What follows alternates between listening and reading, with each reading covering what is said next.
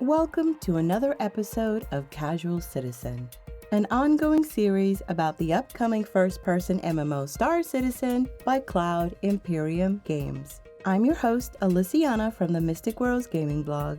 This week's episode returns to Star Citizen lore. I know people enjoy shows about ships, which is understandable, but I don't always have enough time to compile the content necessary to do those shows the way I prefer to do them. I'm working on doing the whole series for next week. For this week, however, I hope you enjoy this narrated look at our fictional universe timeline. Please sit back, relax, and enjoy. Begin transmission. 2075. Robert Space Industries introduces quantum core engine technology. Capable of traveling at 1/100th the speed of light, this new engine allows humanity to travel to the corners of our solar system with relative ease. 2113. Terraforming technology is patented.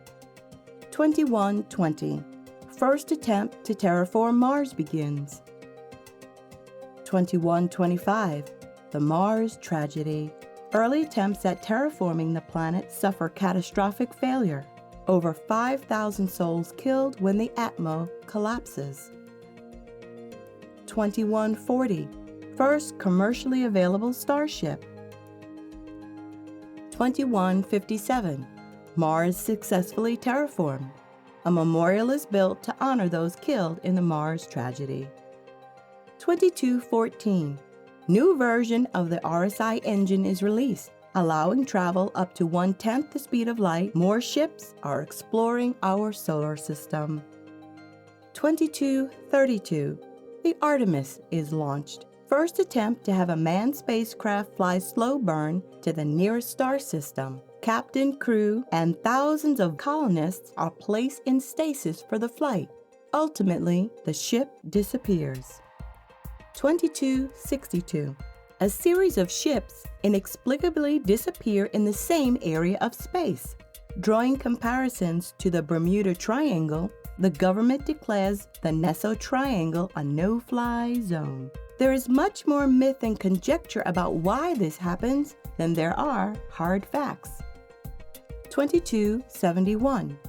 After almost a decade of study, Nick Croshaw goes to investigate the Bermuda Triangle-esque space anomaly and discovers the first jump point. He becomes the first human to travel to another system and the godfather of the modern nav jumpers. 2380. The Croshaw system has been terraformed. The search for new jump points signifies the beginning of humanity's expansion into the stars. The Earth's social and political differences are set aside. We are united in our desire to strike out into the stars. The United Nations of Earth, UNE, is born. 2438. First contact. It is considerably less cinematic or romantic than many had dreamed of. An explorer encounters a Banu in Davien. He is just as surprised as we are. The Banu are also just beginning to expand into the universe. General Neil Skolovich and delegates negotiate the first intergalactic peace and trade treaty. 2460. Through expansion and terraforming, there are vast amounts of land and territory for humanity to move to. Earth is overcrowded, so more and more people are leaving to stake their claim out in the universe. 2516. The Terra settlement is established. Found at a confluence of jump points, it's the perfect nexus. 2523. 70% of all humans now live off-world. They feel that they deserve equal representation in the UNE proceedings. The government changes once again, becoming the United Planets of Earth, UPE. The new government will be run by a tribunal, a high secretary, responsible for maintaining the infrastructure, high general, responsible for expansion and protection, and a high advocate, responsible for maintaining the law. 2530. Discovery of the Xi'an Empire. We stumble into their territory without knowing and are about to start terraforming. High General Voldo receives criticism for being too aggressive, while there is muscle flexing and threats on both sides. A Cold War of sorts begins, with occasional casualties but not full-on open conflict. 2541. The UPE first established contact with the Ta'veren. While not as technologically advanced as us, they are just beginning to strike out into the universe. A proud, martial society, the Ta'veren wanted what we had and struck first. The First Ta'veren War begins. Colonel Ivar Messer, a brilliant and ruthless strategist, distinguishes himself in the Battle of Idris IV. He quickly becomes the pride of the military and the face of the war. 2546. Messer, now promoted to commander, brings the captured Ta'veren leader to the UPE floor. He rides the popularity of his victory to become High General. Claiming the tribunal is an outdated system and cultivating a fear of the Xi'an, Messer proposes the creation of a new single office with the title of Prime Citizen. Upon election as the first and the last Prime Citizen, it isn't long before he restructures the government into the new United Empire of Earth, UEE, and anoints himself Imperator. This ushers in an age of unprecedented expansion and colonization. 2603 to 2610, the Second Ta'veren War.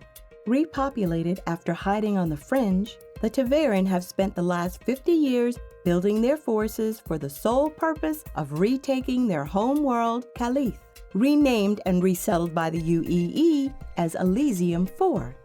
While theirs is a cause that some humans could support, the UEE isn't about to give up territory. Realizing that they can't win, the Ta'veren decide to make a final desperate push to scuttle their ships on Elysium 4. If they can't live there, they will die there. 2638.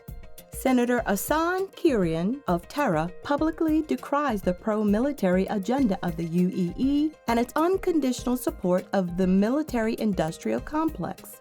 He calls for another vote of sovereignty for Terra and its adjacent systems. The Imperator, Messer 11, wields the UEE's brutally efficient propaganda machine to discredit and destroy Kieran, who disappears soon after.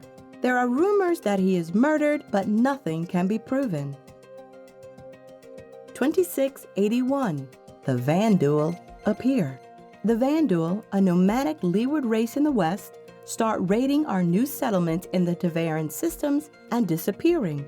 They seemingly have no homeworld. Each Vandal clan is a roaming fleet. This makes them exceedingly hard to catch. 2715 to 2788. The military regime reaches a plateau. While the human populace has been somewhat beaten into submission, there is a current of unrest in the culture. People are starting to see the cracks in the system. Activist groups launch attacks against the political propaganda machine. The military is stretched thin, bracing for war with the Xi'an and chasing down Vandal raiders, and trying to maintain security on the human systems. The Imperator's power is waning. 2789. In a daring act of defiance, peace is independently brokered with the young Xi'an Emperor Kray by Senator Terence Akari of Terra. He refuses to fight open war on his doorstep. Terra blasts Earth for being imperialistic and short-sighted. The Xi'an look at the situation as a potential way to create a divide in the human empire. 2792. The Massacre of Garon II. A terraforming corporation begins to terraform an inhabited planet. The inhabitants weren't star travelers, just a developing race. They get wiped out from the Atmo processors. The Corp vehemently denies that the aliens were capable of conscious thought. Activist video footage of the aliens' rational behavior is leaked to the spectrum. It is also revealed that the terraforming Corp is closely tied to the benevolent Imperator's family. That's the final straw. People rise up and overthrow the government. Aaron Toy of Earth becomes the new Imperator and promises an age of enlightenment and social consciousness. 2795. The Fair Chance Act is ratified. This decrees that it is a capital crime to attempt to terraform planets with developing species. These planets are to be left alone to give the species a chance to advance and evolve. 2800. The UEE builds the Ark, a repository of information and culture located in space for all races in the universe. It is seen by some as an attempt at reparation.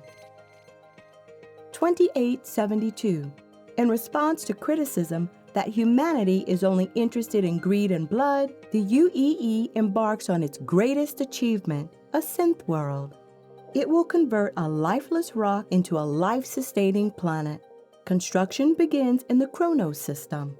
It is viewed as the current era's legacy, a massive undertaking. It will take decades, maybe centuries to complete.